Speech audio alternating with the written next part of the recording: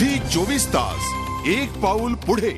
जगबुडी येणार, वादळ येणार, काय होणार ठाऊक नाही, पण या सृष्टीचा विनाश होणार आणि तोही 21 डिसेंबरला। अनेक अफवा पसरत होत्या। या अफवांमधलं तथ्य नेमकं काय, यामागचं शास्त्र होतं, विज्ञान काय आहे आणि सत्य काय, हे सगळं तपासणार आहोत। आपल्यासोबत सोलापूरहून आहेत दाते पंचांगचे मोहन दाते। ज्योतिषशास्त्र आणि एकूणच या सगळ्या गोष्टींमधला त्यांचा हा प्रचंड अभ्यास आहे। दाते सर, आपलं झी 24 तास मध्ये स्वागत, या चर्चेमध्ये स्वागत। 21 डिसेंबरला जगबुडी येणार अशा जोरात अफवा होत्या, पण या अफवांना तर्क लावण्यात आला होता तो माया संस्कृतीचा। असं काहीच घडलं नाही। आपली भारतीय पंचांग याबद्दल नेमकं काय सांगतं?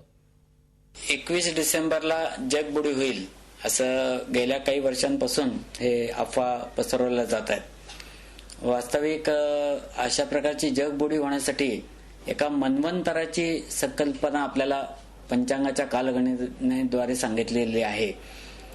आपल्याकडे ब्रह्मदेवाचं आयुष्य हे जो सृष्टीकर्ता म्हणून आपण ज्याला मानलेलं आहे, अशा ब्रह्मदेवाचं आयुष्य हे अब्जावधी वर्षांचं सांगितलेलं आहे आणि त्याच्यामध्ये मनवंतर, युगांतर अशा प्रकारच्या संकल्पना या पंचांगामध्ये आपण कालगणनेच्या स्वरूपात घेतलेल्या आहेत आणि त्याच्यामध्ये असं कुठेही जगबुडीचं भाकीत पंचांगकर्त्यांच्या मध्ये किंवा खगोलाच्या मध्ये असं कुठेही सांगितलेलं नाहीये।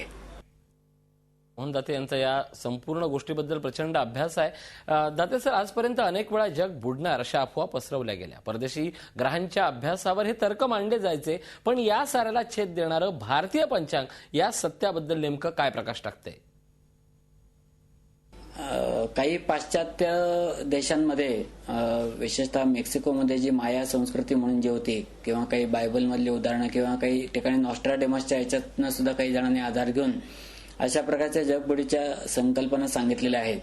आणि काही जणांना असं सांगतात की 2012च्या पुढचं कॅलेंडर हे त्यांनी कुठं होईल असं त्यांना वाटलेलं नव्हतं, म्हणून पूर्वीच्या काळी जे कॅलेंडरची संकल्पना त्यांनी मांडलेली होती ती 21 डिसेंबर 2012 पर्यंतचीच मांडलेली होती। कदाचित त्याला पुढचं गणित जमलं नसेल किंवा ते कॅलेंडर जे होतं ते सौरमानाचं होतं। म्हणजे आपल्याकडे सौरमान एक आहे, निर्यनमान एक आहे।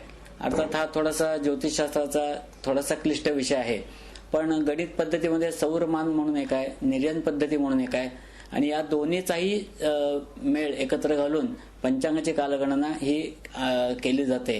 आणि या कालगणनेमध्ये मगाशी सांगितल्याप्रमाणे ब्रह्मदेव ही संकल्पना जगाच्या उत्पत्तीची मानून त्याचा जो अंत होईल तो 14 मन्वंतर झाल्यानंतर प्रत्येक मन्वंतरामध्ये होत जाणार आहे आणि आता हे 7वं वैवस्वत मन्वंतर चालू आहे आणि याचा अंत व्हायला अजून कित्येक कोटी वर्ष लागण्याची आमची संकल्पना या ठिकाणी गणित सांगते। नक्कीच एकूणच सृष्टीचा अंत व्हायला खूप वर्ष आहे असं आपण म्हणू शकतो। याच संदर्भात बोलणार आहोत, ग्रहांचा खेळ पाहणार आहोत, नासाचं सत्यही पाहणार आहोत, पण एका छोट्याशा ब्रेक नंतर पाहत राहा प्राईम वॉच। झी 24 तास एक पाऊल पुढे।